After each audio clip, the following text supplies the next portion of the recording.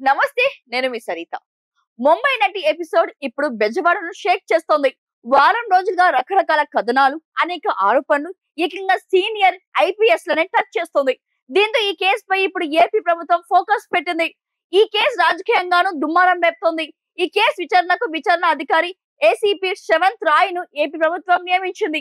ఈ కేసులో చాలా సీరియస్ ఆరోపణలు ఉన్నాయన్నారు విజయవాడ సిపి రాజశేఖర్ బాబు. కేసు మెరిట్స్ ఆధారంగా విచారణ జరుగుతుందన్నారు. సీనియర్ ఐపీఎస్ లపై ఆరోపణలు కాబట్టి డీజీపీతో చర్చించి ప్రతి విషయాన్ని క్షుణ్ణంగా పరిశీలిస్తామని సిపి రాజశేఖర్ బాబు స్పష్టం చేశారు. నటి వ్యవహారంపై హోంమంత్రి వంగలపూడి అనిత స్పందించారు. బాధితురాలు ఆన్లైన్ లో ఫిర్యాదు చేశారని, విచారణ కోసం మహిళా అధికారాన్ని నియమించామని హోంమంత్రి వెల్లడించారు. పోలీస్ విచారణలో తప్పు చేసినట్టు తేలితే అధికారులతో సహా ఎవరిని వదిలిపెట్టమన్నారు. పోస్టింగ్ల కోసం గత ప్రభుత్వంలో కొంతమంది అధికారులు అత్యుత్సాహం ప్రదర్శించారని ఆమె అన్నారు. గత ప్రభుత్వంలో పోలీస్ విభాగాన్ని నిర్వీర్యం చేసి వారి సొంత పనులకు ఉపయోగించుకున్నారని విమర్శించారు. ఈ కేసులో ఎవరున్నా బాధితురాలకి న్యాయం చేస్తామన్నారు. పోలీసులు ప్రభుత్వానికి, ప్రజలకు జవాబుదారితంగా పోలీస్ శాఖ ఉండాలని హోంమంత్రి అనిత అన్నారు. దిశ పోలీస్ స్టేషన్ పూర్తి స్థాయి మహిళా పోలీస్ స్టేషన్ గా వినియోగిస్తామన్నారు హోంమంత్రి.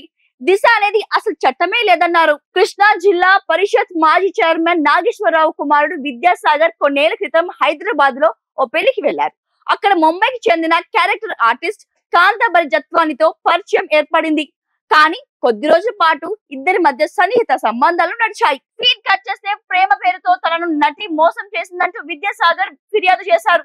తన దగ్గర ₹1 కోటి వరకు వసూలు చేసిందని ఆరోపణలు చేశారు విద్యాసాగర్. ఆ ఫిర్యాదుతో రంగంలోకి దిగిన పోలీసులు స్పెషల్ ఫ్లైట్ లో ముంబై వెళ్లి మరీ ఆమెను అరెస్ట్ చేసి ట్రాన్సిట్ వారెంట్పై ఏపీ తీసుకొచ్చారు.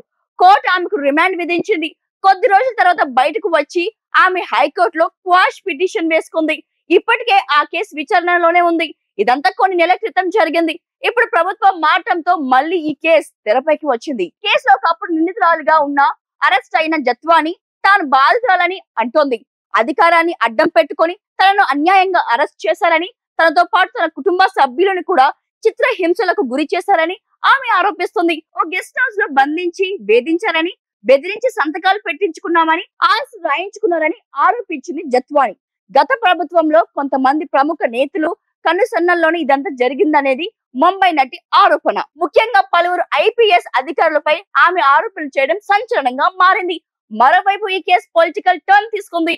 ఈ కేసు వెనుక ఎవరున్నా బయటకు లాగుతామని ప్రభుత్వ వర్గాలు చెప్తున్నాయి. అయితే కొందరు అధికారులను కావాలని టార్గెట్ చేశారని వైసీపీ ఆరోపిస్తోంది. ఈ కేసు అంతా ఓ డ్రామా అని కొట్టిపారేస్తుంది YCP. Sun International Vijaya Bheri bachelor of hotel management లో university first rank, second rank, third rank. BSc food and nutrition లో university first rank, second rank, third rank. BBA లో university second rank, third rank సాధించడం కేవలం sun international విద్యార్థులకే సాధ్యం. Sun international